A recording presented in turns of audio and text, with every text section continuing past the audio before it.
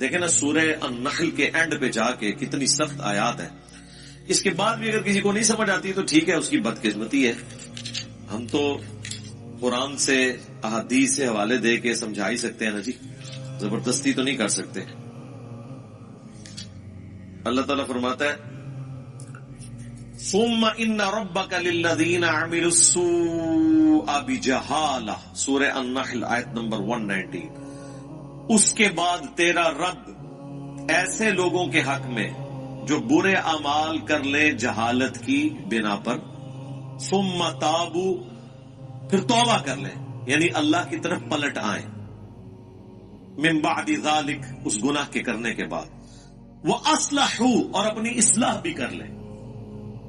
ان ربک من بعدها، تو بے شک تیرا رب یہ کچھ کرنے کے بعد لغفور رحیم، ضرور بخشنے والا مہربان ہے. یعنی بخشنے والا مہربان کس صورت میں ہے؟ جب کوئی شخص توبہ کرے، توبہ کرنے کے بعد اپنی اصلاح کر لے تو اللہ تعالیٰ معاف کرے گا. لیکن آپ کو ہمیشہ آدھی پکچر بتائی جاتی ہے. اسی طریقے سے سورۃ الحجر میں ایک بڑی ڈسائسو آیت ہے. دیکھیں جی قرآن، پھر ہم اسی لیے تو کہتے ہیں نا کہ پھر قرآن کا خدا جو ہے پھر کوئی اور ہے، نعوذ باللہ من ذالک. یعنی ان لوگوں نے جو اللہ تعالیٰ کا ایک تعارف کروایا نا ایک بوڑھی نانی اماں کا، اور جی 70 ماؤں سے زیادہ. ہاں جی ابو جہل نال بھی، جس نے سیدنا یاسر اور سمیہ کو ظالمانہ طور پہ قتل کر دیا، اس سے بھی 70 ماؤں سے زیادہ. کن کہانیوں میں پھر رہے ہیں؟ اللہ تعالیٰ اپنے جذبات سے نہیں پسیجتا، نہ اس کے ہمارے طرح کے جذبات یا احساسات ہیں. اللہ تعالیٰ اپنے نیک بندوں کے حق میں محبت فرمانے والا ہے. باغیوں کے لیے صرف اس کی رحمت اتنی ہے کہ وہ ڈھیل دے دیتا ہے کہ میری طرف پلٹ آؤ. لیکن جب وہ پکڑ لے گا نا، پھر زمین و آسمان کی ساری مخلوقات مل کے چھڑا نہیں سکتی کسی کو. یہ بالکل بات واضح.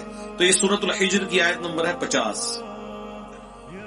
نبئ عبادی انی انا الغفور الرحیم، اے میرے نبی خبر دے دو میرے بندوں کو کہ بے شک میں ضرور بخشنے والا مہربان ہوں.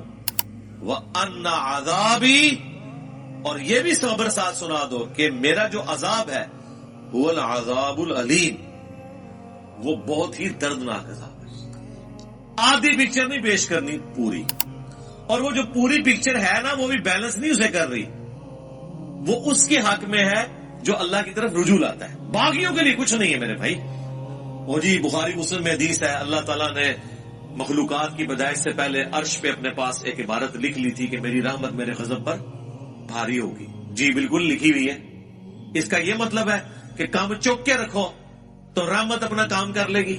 نہیں. اس کا مطلب یہ ہے کہ انسان اپنی کمزوریوں کی وجہ سے کسی خاص حد تک کی معاملات کو سدھار سکتا ہے، باقی چیزوں کی کمپنسیشن رحمت سے ہوگی. جس طرح بخاری مسلم میں ایک حدیث ہے جسے لوگ مس کوٹ بھی کرتے ہیں کہ اگر تم گناہ کرنا چھوڑ دو گے تو اللہ تعالیٰ ایسی مخلوقات کو پیدا کرے گا تمہیں ختم کر کے جو گناہ کریں گے اور اللہ سے معافی مانگیں گے، اور اللہ تعالیٰ انہیں معاف کر کے خوشی محسوس کرے گا. لیکن معافی جو ہے وہ پاکستان والی معافی نہیں ہے.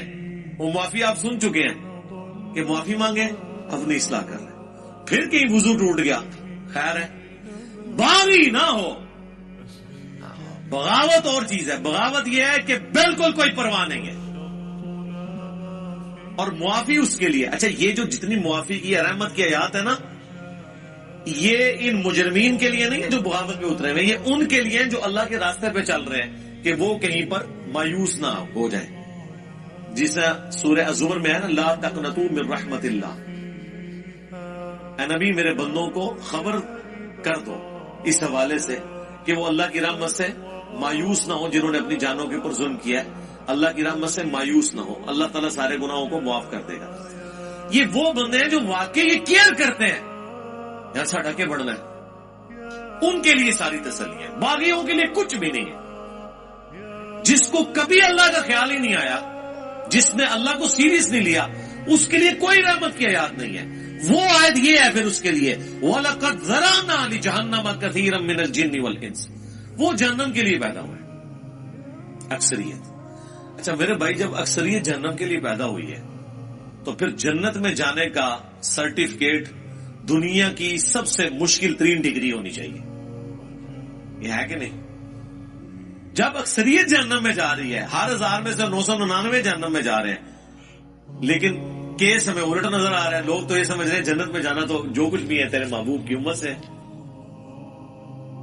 تو اس کا ٹیسٹ پاس کرنا بھی اتنا مشکل ہے، کیونکہ انعام اتنا بڑا ملنے والا ہے، ہمیشہ کی جنت، کبھی موت نہیں.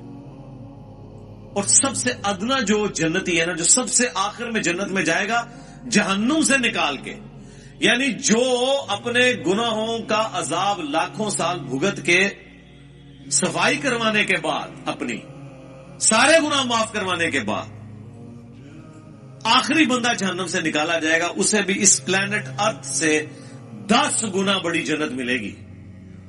10 زمینیں 40,000 کلومیٹر کے سرکمفرنس کی. آپ پوچھ رہے ہوتے ہیں اتنے سیارے کیوں نے؟ 10.5 ہیں انشاءاللہ. ٹھیک ہے جی. جو آخر میں جائے گا اس کا یہ حال ہے، اور جو بغیر حساب و کتاب کے جائے گا، یا جو نیکیاں بھاری ہونے کی وجہ سے حساب و کتاب سرسری حساب کے بعد چلا جائے گا، اس کے جنت کا کوئی امیجن کر سکتا ہے کس بڑے لیول کی؟ پھر اس سے بڑی بات یہ ہے کہ موت نہیں آنی، بڑھاپا نہیں آنا، پریشانی نہیں آنی، اور جو چاہیں گے وہ ملے گا. تو مجھے بتائیں، جب یہ تو آپ سمجھ لیں آلموسٹ اللہ تعالیٰ نے خالق اور مخلوق کا ہی فرق رکھا ہوا ہے، ذاتی عطائی کا فرق رکھا ہوا ہے. باقی اللہ تعالیٰ نے آپ کو شیئر کر دی ہے وہ چیز جو آپ کے اندر چھپی ہوئی خواہش ہے، جس کی وجہ سے انسان دعوی خدائی کرتا ہے. ہر بندے کے اندر ایک خدا ہے چھپا ہوا. تبھی تو فرعون نے خدائی کا دعویٰ کیا. حکمران اپنے آپ کو خدا کہتے نہیں، لیکن وہ اپنے آپ کو الٹیمیٹ سمجھتے ہیں دنیا میں. یہ خواہش جنت میں پوری کر دے گا اللہ تعالیٰ، لیکن پہلے جو ہے نا وہ پدی نکلوائے گا دنیا میں، اس کے بعد آپ کو اہل کرے گا. جب جنت میں جانے والے پوائنٹ 0.0001% ہیں، شاید آپ 0 بھی اس کے انفینٹی لگاتے رہیں اتنی بڑی آبادی کے اندر، تو پھر اس کا ٹیسٹ بھی اتنا ہی مشکل ہے. اس کو اب ذرا تھوڑا الٹ کر کے دیکھ لیں کہ اگر اللہ تعالیٰ کے لیے یہ ایشو اتنا سینسٹیو ہے تو پھر یہ یاد رکھیں سزا پھر یہی ہوگی کہ اگر کسی نے 50-60 سال کا شرک کیا تو جہنم میں بھی پھر ہمیشہ کے لیے جائے گا. کیونکہ شرک اتنا بڑا گناہ ہے کہ اگر شرک نہیں کیا اور اوبیڈینٹ ہے تو ہمیشہ کی جنت مل رہی ہے. تو اس کا وائس ورثہ یہ ہے کہ اللہ کے نزدیک شرک اتنا بڑا جرم ہے کہ پھر 60 سال کی عیاشی کے عوض جہنم بھی پھر ہمیشہ کیا اس کے لیے. بولے اعوذ باللہ تعالیٰ. یہ اکثر لوگ پوچھ رہے ہوتے ہیں نا جی یہ کون سا انصاف ہے؟ کبھی کسی نے یہ نہیں پوچھا کہ یہ کون سا انصاف ہے کہ 50-60 سال کی زندگی دے کے آخرت کی ہمیشہ کی زندگی مل رہی ہے. یہ بے انصافی نہیں آپ کو نظر آ رہی؟ نہیں، وہ تو آپ پریویلیج لے رہے ہیں نا. پریویلیجز جب بندہ لے رہا ہوتا ہے وہ کہتا ہے میرا حق ہے، ٹھیک ہے، لیکن جب سزا کی باری آتی ہے نا تو سر یہ بہت بڑا جوا ہے. جوا ہے ہی یہی ہے، 0-1 ادھر یا ادھر. اس کے لیے ایفرٹ پھر اس طرح کی پٹ کرنی چاہیے کہ انسان تن من دھن لگا دے اس کے لیے، اور وہی اس چیز کی متقاضی ہے. اللہم اجرنا من النار وَلَقَدْ ذَرَأْنَا لِجَهَنَّمَ كَثِيرًا مِنَ الْجِنِّ وَالْإِنسِ، اور بے شک ہم نے جہنم کے لیے ہی پیدا کیے ہیں اکثر جن اور انسان. لیکن وجہ کیا ہے؟ لَهُمْ قُلُوبٌ لَا يَفْقَهُونَ بِهَا، ان کو ہم نے دل دیے تھے، عقل دی تھی، لیکن انہوں نے کبھی وہ عقل استعمال ہی نہیں کی. یعنی یہ جو میں ابھی آپ کو آدھے گھنٹے سے ابھار رہا ہوں، وہ عقل جو دی ہوئی ہے نا اللہ نے، اس کے ذریعے میں نے آپ کو ٹریگر کروایا. بس میں نے اپنا کام کر دیا، آپ کا بھی کام ہو گیا. اب آپ نے خود ہی جہنم کمانی ہے تو کمانی. پتہ چل گیا کہ معاملہ بڑا ڈٹ ہے، بڑا خطرناک ہے، بلکہ خطرے ناک ہے. وَلَهُمْ أَعْيُنٌ لَا يُبْصِرُونَ بِهَا، اور ہم نے ان کو آنکھیں دی تھی لیکن وہ آنکھوں سے دیکھنے کا سا دیکھنا نہیں دیکھتے. یعنی کہتے ہیں عقل مند وہ ہے جو دوسرے کی غلطیوں سے سبق سیکھ لے. اپنی غلطی سے تو سبق سیکھنا عقل مندی ہے، لیکن چھوٹی. بڑی عقل مندی ہے کہ آپ وہ کام کریں ہی نہ جس کا اینڈ رزلٹ آپ اپنے سامنے دیکھ چکے ہیں کہ لوگوں کے ساتھ یہ ہوا. وہ آنکھ عبرت والی. وَلَهُمْ آذَانٌ لَا يَسْمَعُونَ بِهَا، اور ان کے کان تو تھے لیکن وہ سننے کا سا سننا نہیں سنتے. یعنی انہوں نے اپنی عقل کو، اپنی آنکھوں کو، اپنی بصارت کو، اپنی جو ہے وہ سوچنے سمجھنے کی صلاحیتوں کو اس کے لیے پٹ نہیں کیا. وہی جو سورہ بنی اسرائیل میں ہے وَلَا تَقْفُ مَا لَيْسَ لَكَ بِهِ عِلْمٌ إِنَّ السَّمْعَ وَالْبَصَرَ وَالْفُؤَادَ كُلُّ أُولَئِكَ كَانَ عَنْهُ مسؤولا. وہاں پہ بھی انہیں تینوں انسٹرومنٹس کا ذکر ہوا ہے کہ بے شک کان، آنکھ اور عقل، دل یا دماغ، کوئی بھی چیز، یہ دونوں انسٹرومنٹس ہیں اللہ کی طرف سے. اس پہ الگ سے میری ویڈیو ریکارڈ ہے. ان کو استعمال کر کے انسٹرومنٹس کو ڈیفینیٹ علم تک پہنچ کے حق بات کو تلاش کرنے کی کوشش کیوں نہیں کی؟ تو اللہ تعالیٰ فرما رہا ہے یہاں پہ بھی یہ جہنم میں جانے والے وہ لوگ ہیں جنہوں نے اپنی عقل استعمال نہیں کی، اپنی آنکھوں کو پازیٹیو یوز نہیں کیا، اپنے کانوں کو پازیٹیو یوز نہیں کیا. یعنی اگر کسی کی آنکھیں نہیں تھی تو چلو یار کان سے تو حق بات سن رہا تھا نا، وہ جس کی عقل نہیں ہے اس سے تو اللہ تعالیٰ نے اٹھا لیے سب کچھ. بخاری میں حدیث ہے نا، تعلیقاً مولا علی کا قول ہے، پوری سند جو ہے مسند احمد میں، سنن ابن ماجہ کے اندر موجود ہے کہ 3 لوگوں سے اللہ تعالیٰ نے قلم اٹھا لیا ہے، سویا ہوا شخص، مجنون، پاگل اور نابالغ. تو جس کی عقل نہیں ہے اس سے تو اٹھا ہوا ہے ٹیسٹ. تو اللہ تعالیٰ ہمارا ہے کہ جہنم میں وہ لوگ چلے گئے جنہوں نے اپنی عقل، آنکھیں اور کان استعمال نہیں کیے پازیٹیولی کہ اس سے ہدایت حاصل کرتے. اولئک کالانعام، یہ تو چوپایوں کی مانند ہے. بل ہم اضل، بلکہ چوپایوں سے، جانوروں سے بھی گئے گزرے وہ لوگ ہیں جو اپنی عقل کو استعمال نہیں کرتے. اور یہاں کیا کہتے ہیں جی؟ عشق دے چلے نمبر لے گئے، عقل والے ہیں انجے ہی عمرہ گالیاں. عقل والے جو ہیں وہ ناکام ہو گئے، عشق والے نمبر لے گئے. یہ عشق اور عقل کا مقابلہ آپ کیوں کرواتے ہیں؟ وہ عشق نہیں ہوتا، وہ جذباتیت ہوتی ہے. محبت تو ہوتی ہی عقل کی بنیاد کے اوپر ہے. جذبات کی بنیاد پہ جو محبت آپ کلیم کرتے ہیں وہ دیر پا نہیں ہوتی ہے، فوراً ختم ہو جاتی ہے، وہ کنوکشن والی نہیں ہوتی.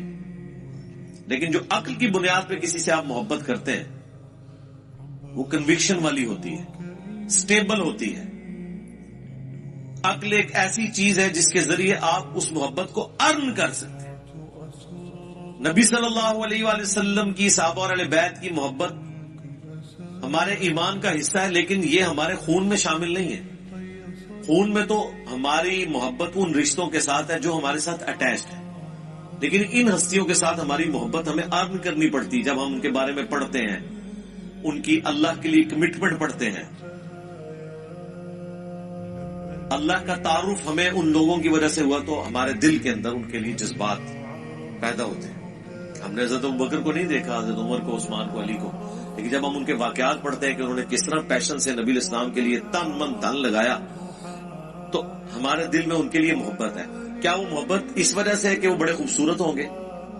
ہو سکتا ہے آپ کو مایوسی ہو، آپ نے جو محبت کا اور خوبصورتی کا کرائٹیریا بنایا ہے اس میں وہ پورے نہ اترے. ہم بغیر دیکھے ان سے محبت کرتے ہیں ان کے اعمال کی وجہ سے. تو سرکار اللہ کا بھی یہ کرائٹیریا ہے. صحیح مسلم کی حدیث ہے، اللہ تمہاری شکلوں اور مال کو نہیں دیکھتا، دلوں اور اعمال کو دیکھتا. شکل کو کیوں دیکھے گا؟ شکل تو ہم نے خود بنائی نہیں اپنی. تو اللہ کسی کی شکل پہ کیسے فیصلہ کرے گا؟ جو بنائی اس نے خود ہوئی ہے. تو اگر کسی کی شکل خوبصورت نہیں ہے تو اللہ نے اسے دی ہے نا، تو اللہ اس کی شکل کے اوپر کیسے فیصلہ کر سکتا ہے؟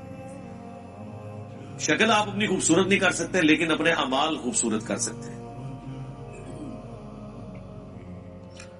دنیا انسان اپنی نہیں بنا سکتا، کوشش کرے بن بھی جائے گی، عین ممکن ہے ناکام بھی ہو جائے، لیکن آخرت کبھی ناکامی نہیں ہوگی اگر دنیا میں آپ نے ایفرٹ پٹ کر لی. اسی لیے اللہ قرآن میں بار بار کہتا ہے کہ ہم آخرت کی نعمتیں دیں گے. اللہ تعالیٰ وعدہ خلافی نہیں کرتا. اللہ نے جو وعدے کیے اپنے پیغمبروں کے تھرو، اللہ اس کی خلاف ورزی نہیں کرے گا. یہ بات اللہ کو بار بار کیوں قرآن میں کہنی پڑتی ہے؟ اس لیے کہ انسان کو بعض اوقات یہ خیال آتا ہے کہ دنیا میں بڑی محنت کی تھی، اینڈ رزلٹ یہ نکلا کہ سارے کاروبار فلاپ ہو گیا. اتنی محنت سے ڈگری حاصل کی تھی، نوکری نہیں ملی. تو کہیں یہ نہ ہو کہ دنیا میں بھی نمازیں پڑھتے رہے، اینڈ پہ ادھر کی شاشی تو ختم کی، اگے بھی نہ جانتی رہے. لیکن ایسا نہیں. آخرت کا رزلٹ ہمیشہ پازیٹیو ہی نکلنا ہے. آخرت میں آپ پہ تقدیر کبھی غالب نہیں آنی. وہ دنیا میں تقدیر کس لیے غالب آتی ہے کہ اللہ نے کسی کو دے کے آزمانا ہے، کسی سے لے کے آزمانا ہے. وہ اللہ کی طرف سے ہوتا ہے. جو مولا علی کا قول ہے کہ میں نے اپنے ارادوں کے ٹوٹنے سے اللہ کو پہچانا ہے، وہ قرآن میں حکم ہے اللہ تعالیٰ کی طرف سے. وَلَنَبْلُوَنَّكُمْ بِشَيْءٍ مِّنَ الْخَوْفِ وَالْجُوعِ وَنَقْصٍ مِّنَ الْأَمْوَالِ وَالْأَنفُسِ وَالثَّمَرَاتِ. ضرور آزمائیں گے بھوک سے، خوف سے، جان اور مال میں نقص کے ذریعے. تو دنیا میں ایسا کرنا یہ اللہ کے پلان کا حصہ ہے کہ محنت کرو گے، اینڈ پہ جا کے زیرو ہو جاؤ گے، 99 پہ سانپ کاٹ جائے گا، لیکن پھر دوبارہ اٹھو گے.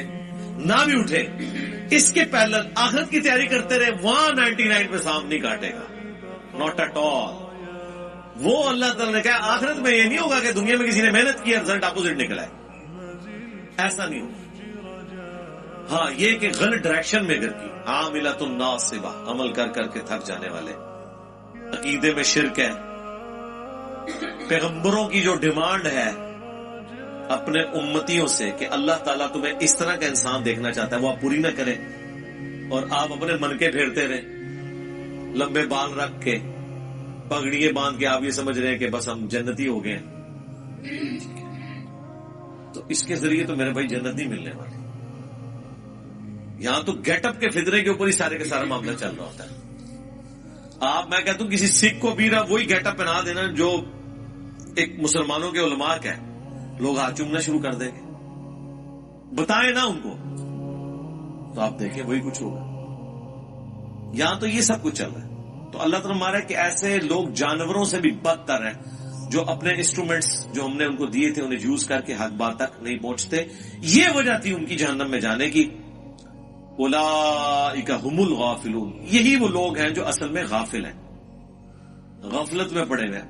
یعنی لوگ تو کہتے ہیں نا بڑا فلاں دنیا میں ہوشیار ہے. اللہ فرما رہا ہے سب سے بڑا بے وقوف ہی وہ ہے جس کو اپنی آخرت کی فکر نہیں ہے. یہاں پہ جو بندہ بالکل ایماندار ہو، سیدھا ہو نا، اس کے ماں باپ کو بچپن سے اس کی فکر لگ جاتی ہے تو میرا منڈا بالکل سیدھا ہے جی، پتہ نہیں تھا کیا پڑھنا ہے. اور جو 1 نمبر کا 2 نمبری ہو، 10 نمبری ہو، چلاک ہوشیار اس طرح کا ہو کہ لوگوں کو دھوکہ دیتا ہو، تو لوگ کہتے ہیں جناب یہ میرا بچہ ہے، ایک کامدہ بچہ نکلا ہے میرا. یہ کرائٹیریا ہے لوگوں کا. تو عقل مند وہ ہے جو آخرت بنا لے، دنیا پہ کمپرومائز کر لے ایک خاص لیول تک. یہ نہیں ہے کہ بھوکے مر جائیں گے آپ، ایسا نہیں ہے.